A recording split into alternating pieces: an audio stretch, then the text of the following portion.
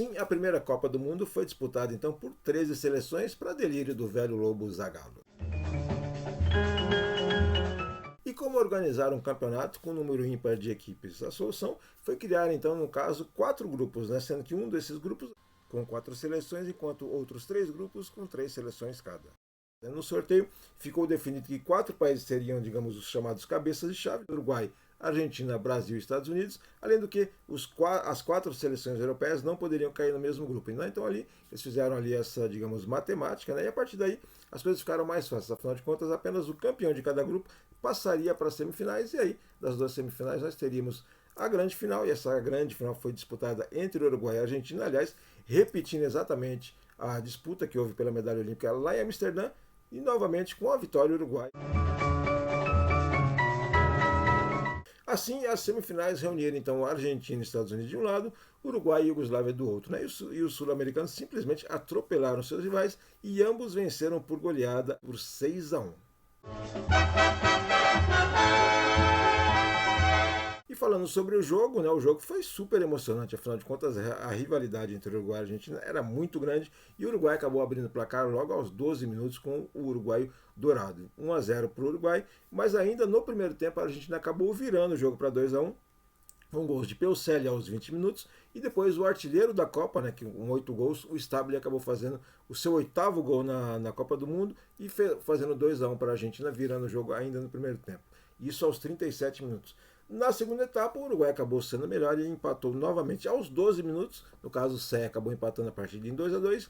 11 minutos depois, o Iriarte acabou acertando o chamado pombo sem asa, né, mandando uma bola no ângulo, fazendo 3-2 para o Uruguai.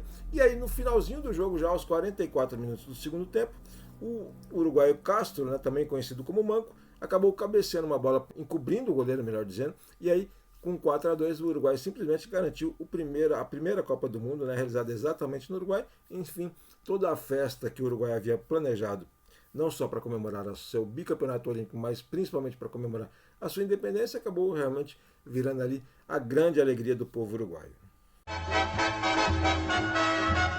E você deve estar se perguntando como é que foi o Brasil nessa primeira Copa do Mundo. O Brasil não passou da primeira fase, até muito por conta aí do ego, né, dos egos, digamos, inflados aí dos dirigentes paulistas e cariocas. De um lado a CBD e do outro lado a APE, né, que digamos era a Federação Paulista de Futebol. A federação aqui de São Paulo gostaria que houvesse ali na Comissão Brasileira alguns integrantes paulistas. A CBD acabou não dando muita bola para isso.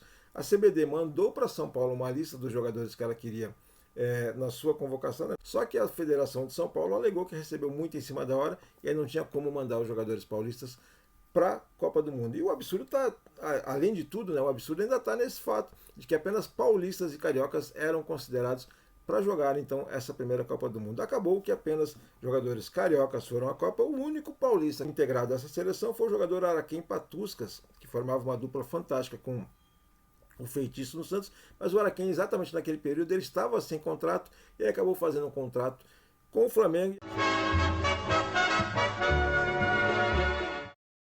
E por conta disso, a gente ficou, por exemplo, sem o Feitiço, que era um grande artilheiro daquele período, e também sem o Friedreich, que é simplesmente um dos maiores goleadores da história do futebol brasileiro. E